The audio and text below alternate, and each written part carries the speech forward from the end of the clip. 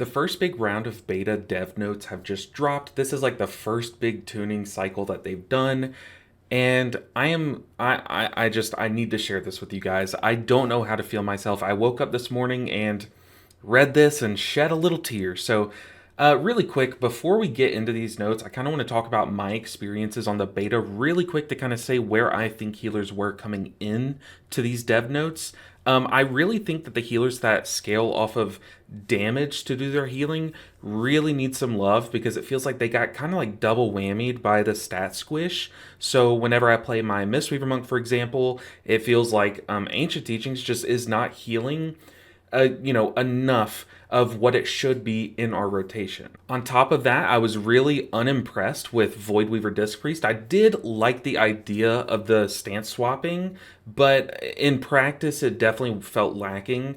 And then also, it just felt like their damage was good in burst moments, but outside of burst moments, it felt like you were doing absolutely nothing in Mythic Plus. Now, granted, I do understand that some of these healers performed vastly different in a raid environment.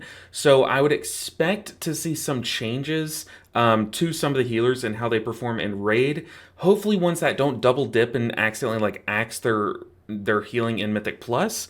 But I highly expect some tuning, some changes, some balancing in the positive direction for hopefully some of these healers to catch up with the other healers that are overperforming, not overperforming, but performing well enough. So that's what I hope for. However, I have already skimmed through these patch notes and oh boy. Okay, so let's start off with our boys, the Druid. So Druid is seeing quite a few changes. Well, first let's start off with this class's dev notes. So in this midnight update, we're making several class tuning changes across all healer specs. We've been looking at data from all forms of content, and I've noticed that burst healing and incidental healing has crept back up to a place that's higher than we would like it to. So burst healing is what they're going to kind of chop down, and then incidental healing. So keep that in mind as we read these notes. Okay.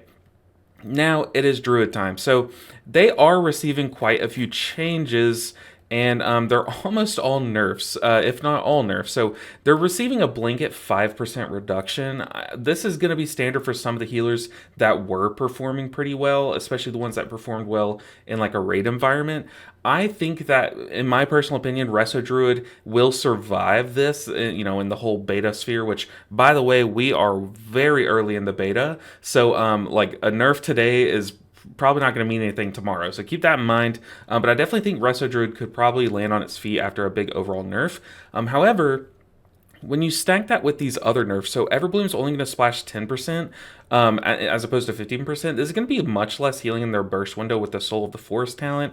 It's going to hurt a little bit, but really, I think Soul of the Forest is really good right now. Splat or cleaving those regrowths is insane. So I think this is going to be fine. Life Treading and okay, so they're also nerfing Efflorescence double fold. So Wild Synthesis is going to nerf the effect of Efflorescence, and then on top of that, Life Treading is also going to be nerfed, reducing the healing of Efflorescence. So your stacked healing, your group-wide healing is going to be reduced in many ways, stacked on top of a 5% healing reduction. I really hope this doesn't like make them really rough on the beta, but however, they've been doing fine on the beta. I think they are the least of my worries. So let's see. I skipped over Evoker. I'm not the first. Okay.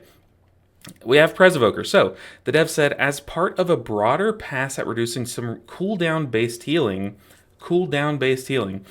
we are reducing Preservation's healing capabilities with Marithra's Blessing, that's their Apex talent, and Temporal Anomaly. Temporal Anomaly is going crazy right now in the beta, in my opinion.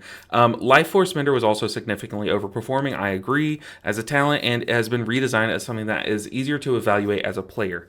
For sure. Okay, so that reads nicely, but let's read what they do. Okay. Life Force Mender has been redesigned, so red spells deal 20% more damage, and Healing of Living Flame and Fire Breath is increased by... Oh, so it was increased by half of your max health, so it's scaled based off your health. Now, your red spells just do 20% more damage. This is very fair, and healing.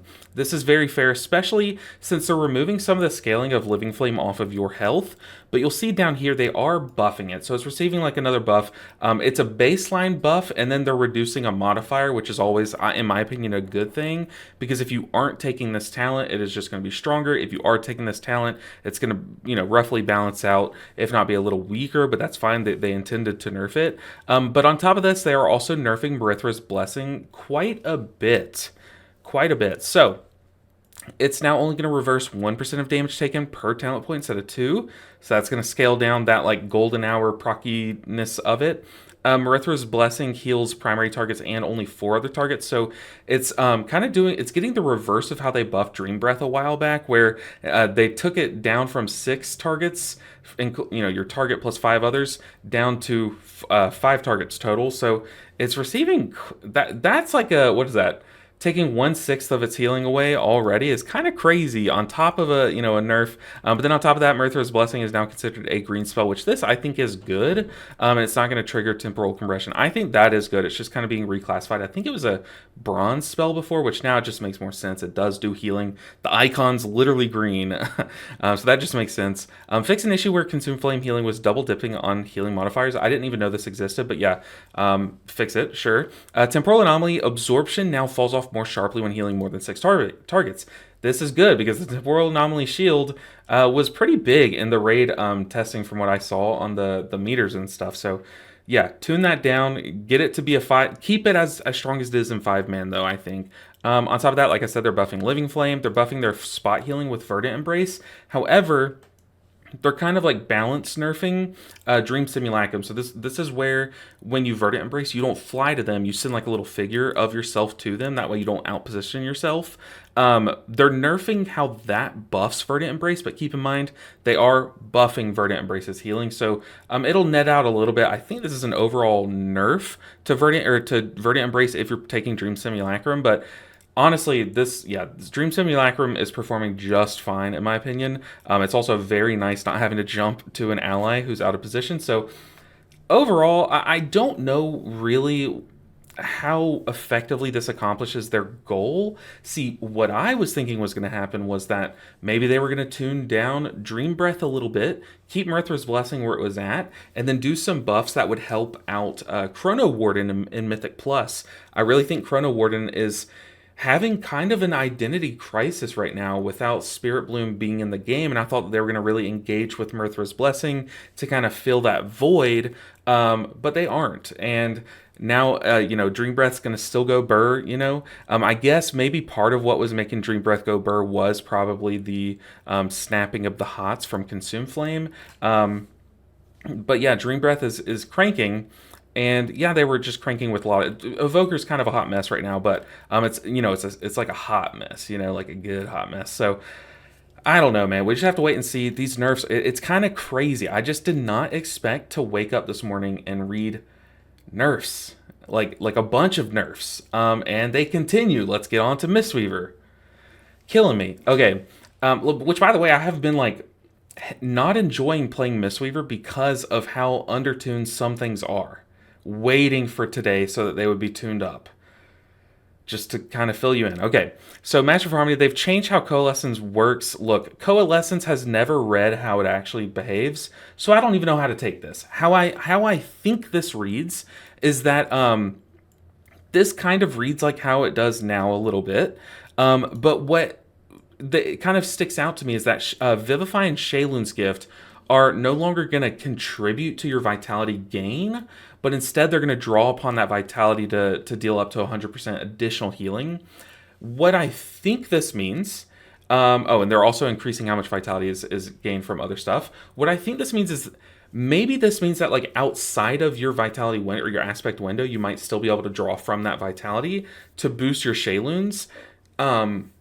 But I really think that they're trying to give it this identity where your enveloping mists are going to be your builders of vitality, and then your Vivify and Shayluns are going to be your spenders, which is really going to play well with, I think, Shaylun's Gift. I don't really know how this is going to play with Vivify. If that's the case where you're drawing upon vitality outside of your aspect window for this purpose, I don't know how Vivify is going to like that. I do think Shayluns might like that because it behaves differently. But overall, I don't know, man. Look, it's crazy that Coalescence made it through to midnight if they're trying to simplify things, in my opinion, but sure. But let's get down to the Mistweaver changes. Okay.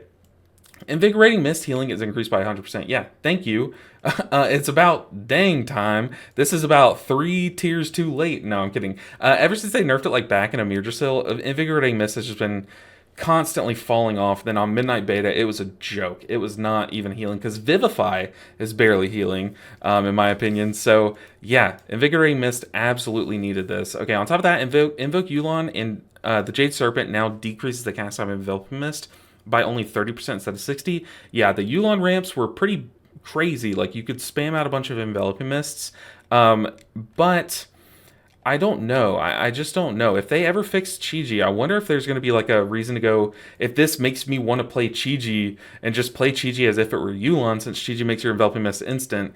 I don't know, but also on top of this, I think they really are trying to like lean into the whole builder spender with Enveloping Mist with this. On top of that, Emperor's Favor now increases Shaylun's Gift by only 20% instead of 150. Look, this is kind of something that they probably meant to fix coming into the Midnight Beta because of how they're reworking Shaylun's Gift, so keep that in mind. This is a massive nerf, but keep in mind they reworked Shaylun's Gift. And having that like lay on hands much more often, and keep in mind that there is a talent that you can just refill your Shaylun stacks whenever you drink Mana Tea, so you can literally like lay on hands your tank, drink Mana Tea, lay on hands your tank. You know, it's pretty crazy. So I definitely think this is just like a remnant of War Within that kind of got left over, this number, and they just wanted it kind of more in line with new Shayluns, which is fair in my opinion. Silent Sanctuary no longer triggers at full health. Okay. Strength of the Black Ox no longer scales based on the monk's health. This is kind of crazy to me. Okay, so I'm on the beta. It just opened up, and it just does a flat number shield. So I mean, that's fine, I guess. I don't know. You're just losing some of the scaling of that. So I mean, time will tell if that's going to be a good number. We just don't know what that tuning looks like. Okay, moving on though. So far, like nerfs and a good buff. I will give them that, a good buff, but nerfs that. This one I just think is just like it needed to happen. On top of that though, like nerfs that are like okay, sure. Fix an issue that caused Misty Coalescence to not remove dead party members from its healing increase. Okay. And then Unison was removed. So look, if you asked about like 10,000 Mistweaver players what their favorite talent is, I bet like 3 of them would say Unison. So like it's not the most like loved talent, but okay. I mean, like it's kind of odd to remove it, in my opinion. It's they are kind of like taking a talent away from the potential build that a caster monk could go, but like that's the least of our worries. The most of my worries here though is that last balance tuning, they nerfed Ancient Teachings after making us take a talent to get 50% of a Ancient Teachings bonus healing, and then they said, oh wait, let's nerf Ancient Teachings by 40%. Oh, by the way, Mistweaver's doing like 0 damage to heal off of. Like, I fully anticipated like Rising Sun Kick damage increase, Blackout Kick damage increase, something like that to artificially boost Ancient Teachings back to that like good number. But man, this is like, I literally thought that was like the non-negotiable. I thought like for sure that's like step 1. Like, okay, look, we're gonna buff their damage somehow or buff their damage-based healing, and then what? But they didn't. So it's like, what do they are they really like? Are they truly? Should I be like red pilling right now? Are they truly trying to make Mistweaver a caster healer? Man, I really hope that they don't make the caster build outperform the Chi-Ji build, in my opinion. But it's looking that way. Like it's looking like they kind of are wanting them to be at least like even, and even's fine. But there's gonna be some riots in the streets if they make it outperform. So come on, buff damage of Mistweaver, buff Ancient Teachings, remove that nerf that you did to compensate the talent that you just gave us. Like, come on. And then on top of that, okay, so Holy Paladin. Holy Paladin, I've actually been having a lot of fun with Holy Paladin. Both hero talent trees, in my opinion, are very fun. So Holy Paladin, Veneration now triggers from Judgment and grants Absorb Shields for 15% of its damage. So Veneration is, like, this was the one where basically, okay, you're throwing a bunch of judgments as Holy Paladin with both builds, especially Avenging Crusader Lightsmith, and since you're throwing them very often, like almost every other global to an extent, you're going to be shielding very often. Granted, Judgment doesn't do like the most damage in the world. It's still something, and it's probably going to stack up quite a bit. So very nice. On top of that, they're also reducing the cooldown of Holy Shock and Judgment.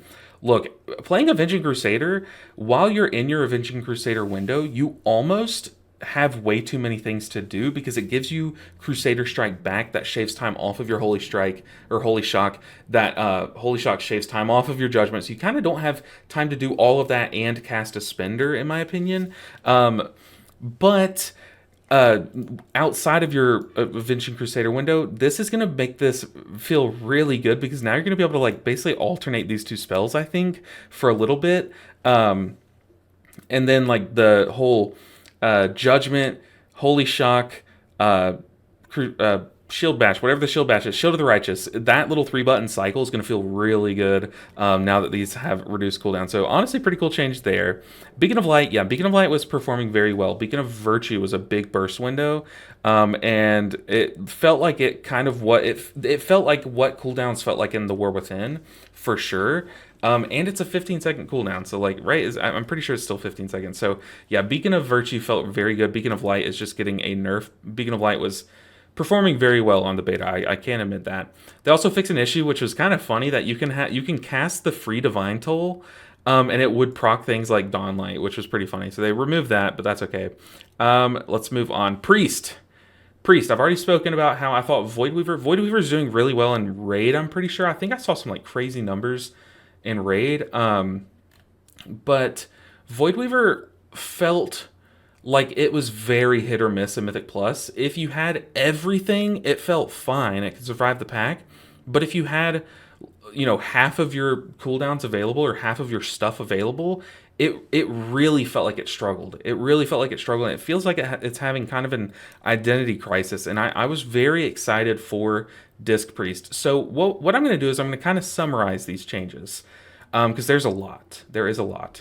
So they're introducing some pretty cool new talents. So your Penance Bolts are going to sear the enemy and basically do a dot based on the damage it did over time. So any talents that boost up your Penance is now going to receive further benefit. Also, it's going to take some of that burst healing that your Penance can do and spread it across time and kind of extend your value from your Penance, which is very, very cool. So it's going to steady out your healing, which I really like. It's also going to incentivize you to take Penance talents. I think there's so many modifier talents in a disc tree that I guess we can go ahead and log into it. There's so many modifying talents on the disc tree for your damage buttons, especially now you'll see. That gives much more incentive to take the penance ones again, which I like for both Oracle and Voidweaver. So Evangelism is getting kind of reworked, so I'm going to try to find that. So it no longer lets you just spam Power Word Radiance. Instead, it just gives you 2 casts, which is fine. It felt kind of stupid to just sit there and spam Radiance. And Evangelism was also confusing because sometimes you didn't want to spam Radiance, but you felt like you should because you can, you know what I mean? So this is just cooler. I guess it's going to help your ramp in Raid too. It's not going to help from what it was, but it's still going to help your ramp and Raid to spam out those Power Word Radiances, get those atonements on everyone. Are we in the game? We are in the game. Okay, so I just want to have this pulled up so I can show you guys as we move along. They're receiving a lot of new talents too. So, like I said, Searing Light is pretty cool. They're changing how Evangelism works. There's a talent that you can either buff your Evangelism's healing or your healing after you press Evangelism, or you can take this talent that will summon a Mindbender when you press Evangelism. So furthering the value of like a Voidweaver Disc Priest. Like if you do your ramp, then you can press Evangelism to start the ramp and you just get a free Mindbender.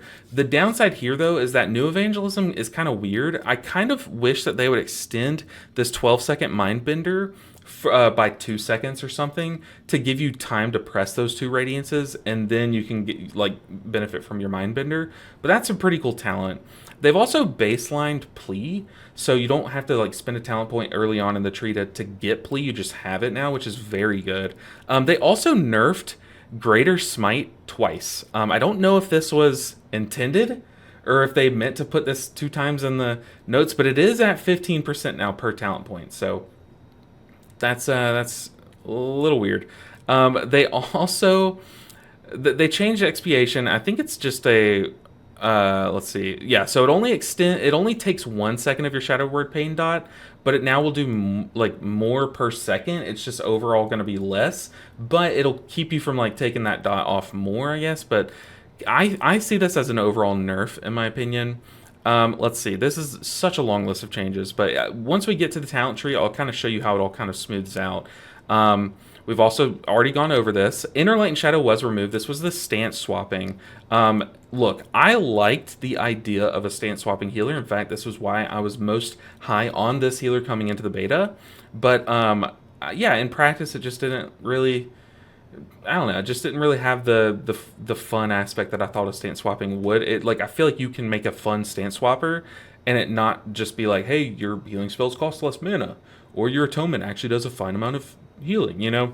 So that's just my opinion. Archangel has also been redesigned. This is what I was talking about, where it splits that talent node with Mindbender now, where when you press Evangelism, you just gain bonus healing. Ultimate Radiance no longer causes Power Word Radiance to be instant cast, but instead it reduces the cooldown of Evangelism by 45 seconds. It also increases so they're buffing the Power Word Radiance healing. This is kind of to compensate for you not being able to spam it after Evangelism a little bit, but also I will say Power Word Radiance did feel a little underwhelming coming from the War Within. It definitely chunk healed in War Within. Doesn't really feel like it does that anymore. But this is kind of where we start to get to the baffling things. I've been saying a lot of things about the stat squish really hurting these damage-based healers. So how do they respond? Atonement heals for only 50% of the damage done. You know what? In Raid, very fair. In Raid, 100% fair. But in Mythic Plus, this is going to suck, man. Mind Blast damage. Mind Blast, okay, I'll admit. Mind Blast was slamming. There's also a lot of modifiers you can take for Mind Blast. It was cranking, so sure, I'll give you that one. Depth of the Shadows has been renamed back to Shadow Fiend.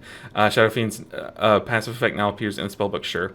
Divine Possession increases Atonement's duration by 2 seconds instead of 3. Okay, so you're going to be able to, keep those Atonements alive for a lot less longer, which is okay. And you're going to see why this is even more annoying once we get to the talent tree.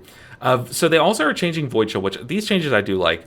Void Shield chance to trigger has been slightly reduced, which is fair. It was, if you compare it to the other hero talent trees like Shaman, for example, it was triggering a little bit more often, so sure. However, I think they are buffing it in a way. So it's going to prefer your atonements, which is good. I don't really know how this would changes in Mythic Plus. You kind of always have atonements out on everyone. But then Void Shield will also reflect more damage, so that will kind of lead to more atonement healing a little bit. But this is really cool. I like that it's going to reflect more damage. I think this also kind of increases, by reflecting more damage, you're also reducing the damage that person takes, I think. So that's pretty cool. However, that damage doesn't really scale with modifiers, which that sucks a little bit. They're changing how a lot of things scale. So I feel like things are going to feel kind of good as you level, and then some of these things are just going to kind of fall off over time, which is going to suck. They are also buffing Flash Heal by 30%, which is really good. I also think this is going to be good with their new Shadowman talent, making Shadowman much more fun to press. So that's pretty cool. They're also increasing baseline Smite's damage. This is very necessary. This is what I was talking about, where I get that they nerfed Atonement for their raid performance, but they needed something to compensate, and Smite's damage increase by 40% is definitely somewhere on that list, right? So I'm very happy that they're understanding that, and they buff Smite. On top of that, Evangelism casts Power Word Radiance at 150% effectiveness instead of 200%. They're also reducing your shadow damage from your talents by quite a bit. So Occultist is receiving a nerf. Purge the Wicked is only going to give you a 10% holy damage increase instead of 15. Power Word Radiance healing. Oh, I didn't even see this when I first read through. So their baseline nerfing Radiance. That's crazy. And then they're making it more necessary to take Ultimate Radiance. I don't know, but that's crazy. Power Word Radiance to me feels like it's a wet noodle on PTR right now, or a beta right now. Master of Darkness increases shadow damage and atonement healing by 3% per talent point instead of 5, so further nerfing that atonement healing. When healing full health targets with atonement, the healing value is now reduced. Okay, and then mind bender damage increased by 100%. Since it's going to be tied to your major cooldown, this just makes sense. So in a way, you're doing a little bit more damage with some things, like Smite and Mind Bender and things like that. And Penance, and then in a way you're doing less damage with Mind Blast, and you're doing less atonement healing overall. So very weird, very weird. They also, read this. They said Shadow Fiend now has a 40% chance to trigger instead of being based on the target's current health. Oh, okay. But then you read it, and it says Shadow Word Death has a 40% chance to summon. So when you Shadow Word Death, it does. But only when you hit targets with below 20%. What? I thought you said, thought you said you were removing that. But anyways, okay, moving on to Holy. So overall, Disc Priest.